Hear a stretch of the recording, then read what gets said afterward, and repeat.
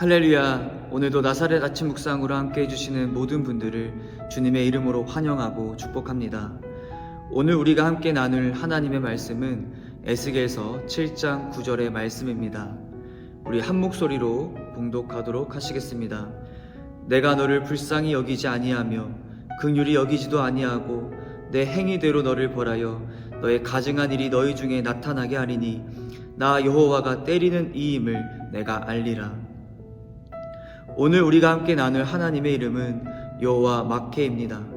그 이름의 의미는 죄를 심판하시는 하나님이십니다. 유다 백성의 극심한 우상 숭배의 죄를 더 이상 참지 않으시고 그 죄의 대가로 유다 백성의 온 지면을 쓸어버리시겠다고 경고하십니다. 즉 유다의 종말을 선언하고 계시는 것입니다. 그런데 이 심판의 선언 속에는 우리는 하나님의 형벌만이 아니라 하나님의 사랑을 발견할 수 있습니다. 이 심판을 통하여 하나님을 알게 하신다라는 것입니다. 즉 죄의 형벌이 목적이 아니라 하나님께로 돌아오라는 사랑의 외침임을 알 수 있습니다. 죄의 싹은 사망입니다. 즉 하나님을 떠난 자들의 삶은 사망의 길을 걸어갑니다. 성경은 이러한 자들의 상태를 살아있으나 실상은 죽은 자들이다 라고 표현합니다. 죽은 자들에게는 감각이 존재하지 않습니다. 보지도 못하고 느끼지도 못하고 듣지도 못하며 생각하지도 못합니다. 이와 같이 영적으로 죽은 자들은 하나님을 볼 수도 없고 하나님을 느낄 수도 없으며 하나님의 음성을 듣지도 못하고 하나님의 뜻과 생각을 알 수도 없습니다. 그 결과로 이 세상은 불법을 행하면서 양심의 가책을 느끼지 못하는 그러한 패역한 세대로 살아갑니다.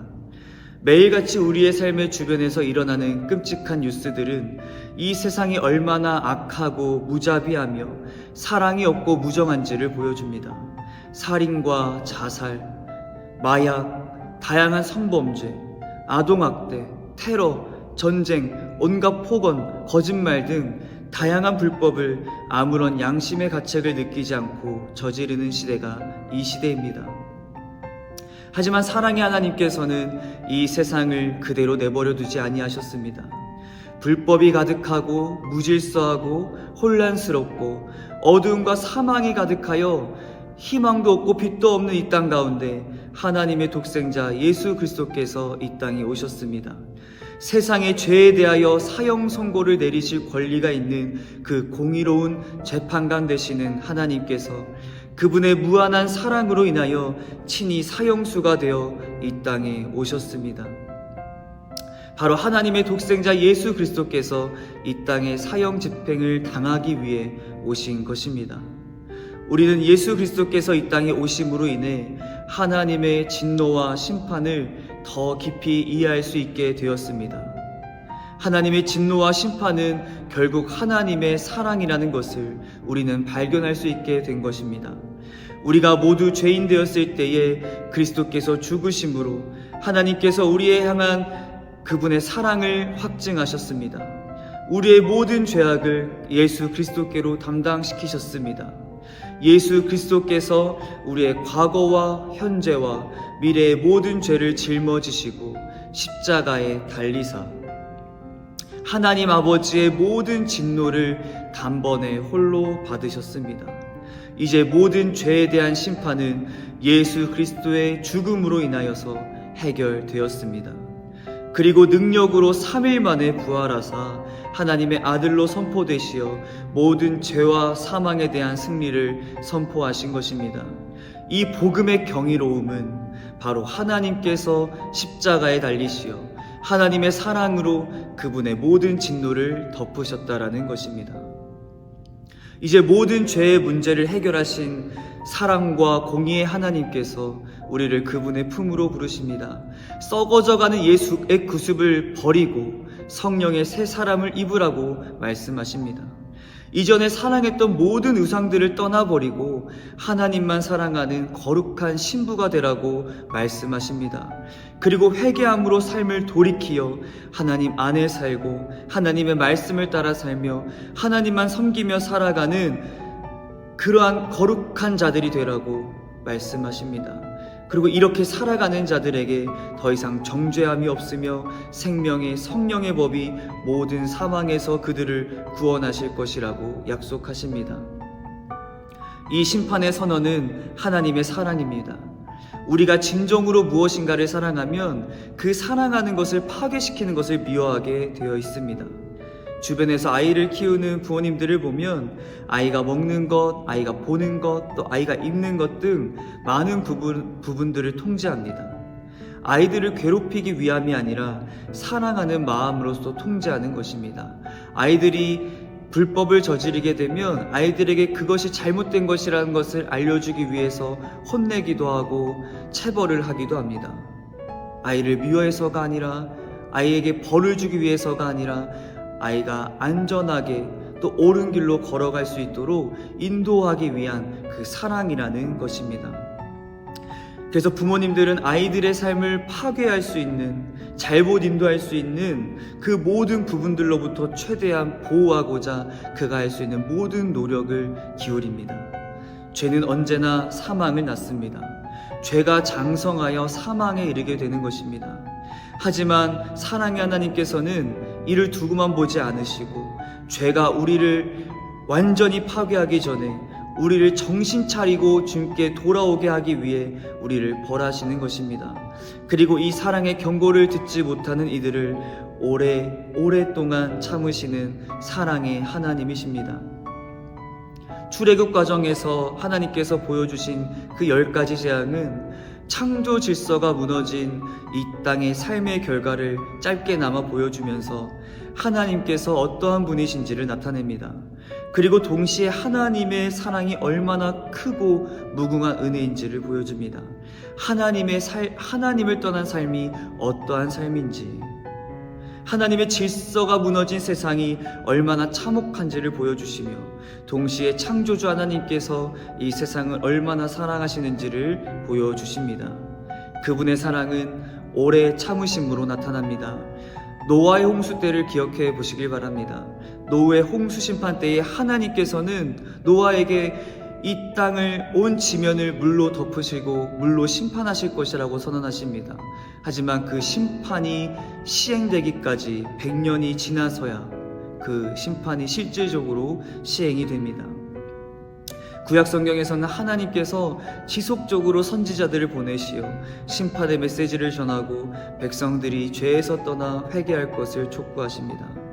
제가 오늘날 이 자리에 이렇게까지 자라날 수 있도록 지도해 주신 목사님이 계십니다. 제가 그분 아래에서 한 20년 가까이를 자라오고 있습니다. 그분이 보여주신 사랑이 없었다면 아마 오늘의 저는 조금 다른 모습이었을지도 모르겠습니다. 가난하고 배우지 못해 무식하고 날마다 불량한 친구들과 함께 다니며 나쁜 행동을 하며 살아가던 저에게 사랑이 무엇인지를 보여주셨습니다. 언제나 저의 편이 되어주시고 저를 포기하지 않으시고 저의 모든 허물을 그저 덮어주셨습니다. 그와 동시에 잘못을 할 때마다 상담실로 부르셔서 몇 번을 권면하시고 또 지속적으로 엇나갈 때에는 사랑의 매를 들기도 하시며, 그러면서도 자신이 가진 모든 물질과 시간과 열정을 쏟아부어 저에게 사랑을 나타내 주셨습니다. 그리고 오랜 시간 그 목사님과 사모님의 속을 썩여가면서도 결국 그들의 품 안에서 안전하게 성장할 수 있게 되었습니다. 하나님의 심판은 결국 하나님의 사랑의 외침입니다. 길을 잃은 양과 같이 죽음의 위기에 노출된 우리의 삶을 재빨리 하나님의 안전한 품으로 돌아오기를 애원하는 사랑의 외침입니다. 하나님의 채찍은 결국 우리를 향한 사랑의 관심과 우리를 위험으로부터 지키고 보호하기 위한 사랑의 경고입니다. 요한복음 3장 36절은 이렇게 기록하고 있습니다. 아들을 믿는 자에게는 영생이 있고 아들에게 순종하지 아니하는 자는 영생을 보지 못하고 도리어 하나님의 진노가 그 위에 머물러 있느니라. 그리스도의 복음을 믿고 오직 주님만을 사랑하며 살아가는 자들에게는 영생이 있고 더 이상 사망이 그를 주장하지 못합니다. 하지만 하나님의 심판의 선언 가운데에서도 여전히 자신의 소견에 옳은 대로 살아가며 뜻을 돌이키지 않고 무감각하고 무지한 상태로 살아가면 하나님의 진노는 그들 위에 머물며 결국 영원한 사망에 이르게 될 것입니다. 우리는 성경에 기록된 대로 마지막 때를 살아가고 있습니다. 미혹하는 영의 힘은 강해지고 세상의 화려함이 우리의 눈을 어둡게 만들며 영적으로 무감각해지며 하나님을 마음에 두기를 거부하는 시대 가운데 살아가고 있습니다. 이제 그리스도인들은 그 어느 때보다 더욱더 하나님의 심판의 선언에 민감해야 할 때입니다. 주인을 기다리는 종들처럼 허리에 띠를 띠고 등불을 켜고 주인이 올 때까지 잠들지 않고 깨어 주인을 맞이해야 할 때입니다. 온갖 불법과 사기와 가짜로 가득한 이 세상에서 오직 하나님의 진리를 분별할 수 있는 자들로 살아내야 합니다. 그 삶을 위해서 우린 오늘도 십자가의 복음 앞으로 돌아가야 합니다. 회개의 자리로 나아가야 합니다. 우리 안에 가득한 우상을 버려야 합니다. 하나님의 말씀을 삶에 새기고 살아가야 합니다. 무엇을 하든지 주님 안에서 행하는 자들이 되어야 합니다. 주님 안에 거하는 자들은 이제 그리스도 예수 안에서 그분과 함께 하늘에 앉게 될 것입니다. 이 세상의 지배를 받는 것이 아니라 통치하는 자들로 왕노릇하게 될 것입니다. 그리고 의의 면류관을 얻게 될 것입니다. 오늘 우리가 하나님의 사랑으로서의 이 심판의 메시지를 듣고 삶을 돌이키느냐 돌이키지 않느냐의 문제가 결국 우리의 영원한 삶을 결정하게 될 것입니다. 오늘 읽은 본문 말씀에 유다 백성들처럼 그 심판의 메시지를 무시하고 그저 낙관적인 태도로 심판의 날이 이르지 않을 거야, 아직은 그때가 아니야 라며 자기 위로를 삼다가 사망에 놓이는 자들이 아니라 다윗과 베드로처럼 즉각적으로 회개하여 삶 가운데 하나님의 나라가 거하는 주님의 귀한 성도들이 되기를 원합니다. 기억하시길 바랍니다. 하나님의 심판 선언은 동시에 사랑의 메시지입니다.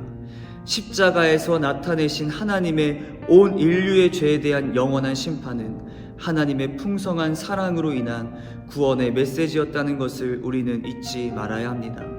오늘 우리의 삶 가운데 여호와 마케의 이름으로 보여지는 하나님의 그 사랑을 깊이 경험하며 영생을 누리는 귀한 은혜가 가득하기를 주님의 이름으로 간절히 축원합니다. 아멘.